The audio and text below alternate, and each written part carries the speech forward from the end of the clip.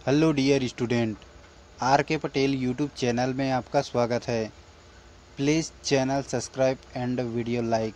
Okay, आज बात करते हैं कक्षा 9वीं विषय संस्कृत। इसमें हम लोग चतुर्थः पाठः को देखेंगे, जिसमें है सुभाषितानी, मतलब होता है सुंदर वचन। ओके, सबसे पहला सुभाषितानी श्लोक देखिएगा।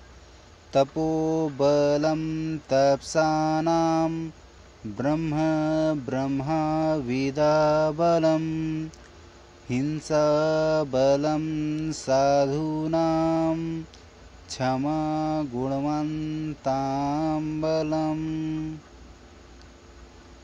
इस प्रकार से हमारा पद्य नंबर 1 है ना। सुभाषितानी श्लोक 1, इनका हिंदी अर्थ देखिएगा। तपस्वियों का बल तप करना है, ब्रह्म ज्ञानियों का बल ब्रह्म को जानना है, दुर्जनों का बल हिंसा करना है और गुणवानों का बल क्षमा करना है ना। हिंसा करना मतलब वही मारपीट करना, ये दुर्जनों का बल है। ओके, चलिए बढ़ते हैं हम लोगों का दूसरा सुभाषितानी। उद्योगे नास्ति दरिद्रयं जप्तो नास्ति पातकं मौने च कलहो नास्ति नास्ति जागीरिते भयम। इनका हिंदी अनुवाद देखिएगा। हिंदी अर्थ क्या होगा? मेहनत करने से कोई गरीब नहीं होता, है ना। उद्योग मतलब मेहनत, और भगवान का नाम लेने से कोई पाप नहीं होता। जप तो जाप करने से, है ना। शांत रहने से शोरगुल नहीं होते। कोलाह मतलब शोरगुल, मौन मतलब शांत। और जागते रहने से कोई भय नहीं होता। जागना मतलब सतर्क रहना। ठीक है, चलिए बढ़ते हैं तीसरा पद्य। विद्या विवादय धनम मदाय शक्ति परेशां परपिंडनाय खलस्य साधो विपरीतम एतद् ज्ञानाय दानाय च रक्षणाय। इनका अर्थ देखिएगा। खलस्य मतलब दुर्जन। दुर्जनों की जो विद्या होती है विवाद के लिए, धन अभिमान के लिए, और शक्ति दूसरे को दुख देने के लिए होता है। ओके, इसके विपरीत क्या होता है? साधो मतलब सज्जन, है ना। सज्जनों की जो विद्या होती है वह ज्ञान के लिए होता है, धन जो है दान के लिए होता है, और शक्ति जो है रक्षा के लिए होता है। ठीक है, चलिए बढ़ते हैं आगे। हमारा सुभाषितानी श्लोक 4 देखिएगा। येषं न विद्या न तपो न दानं ज्ञानं न शीलं गुणो न धर्मः ते मार्त्यलोके भुवि भारभूतः मनुष्यरूपेण मृगश्चरन्ति। जिसमें, इनका हिंदी अर्थ देखिएगा, जिसमें विद्या नहीं हो, तप नहीं हो, दान नहीं हो, ज्ञान नहीं हो, शील नहीं हो, गुण नहीं हो, और न ही धर्म हो, ऐसे मनुष्य पृथ्वी में भूमि के भार स्वरूप मनुष्य रूप में मृग के समान चरते हुए चले जाते हैं, है ना। मतलब मनुष्य को कर्म भी करना चाहिए, दान भी करना चाहिए। इस पद्य में आगे बात करते हैं 5वां पद्य।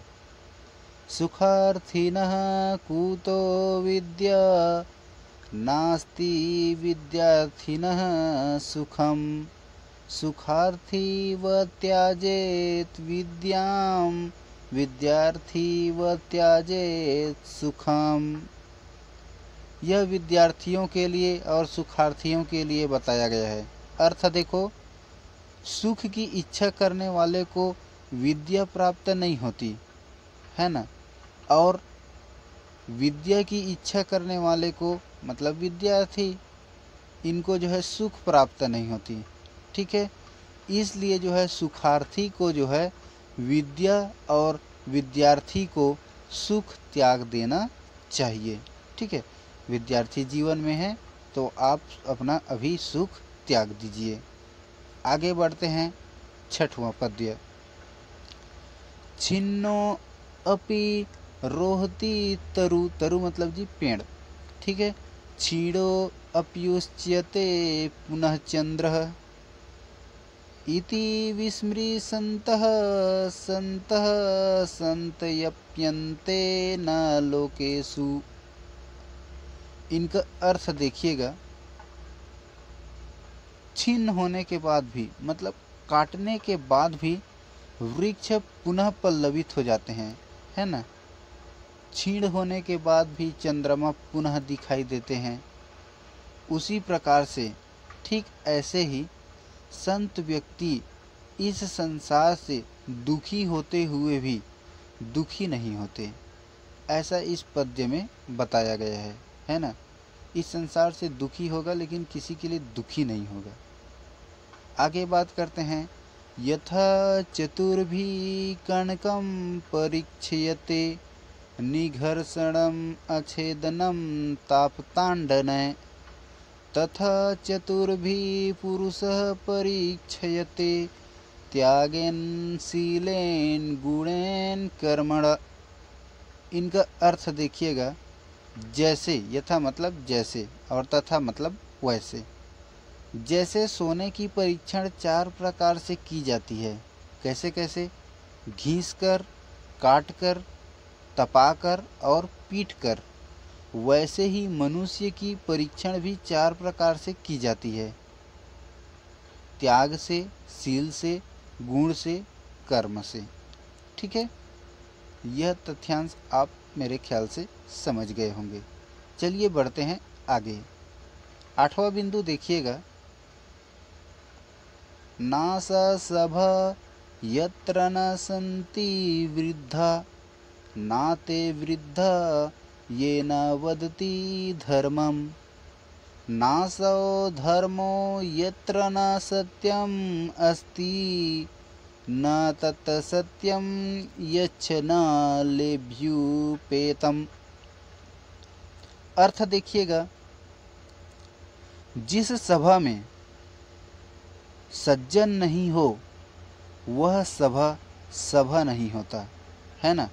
और जो सज्जन व्यक्ति धर्म की बात नहीं करता है वह सज्जन सज्जन नहीं होता। ओके, जिस धर्म में सत्य न हो वह धर्म धर्म नहीं होता, अर्थात सत्य के साथ छल होता है। इस तथ्यांश का अर्थ है।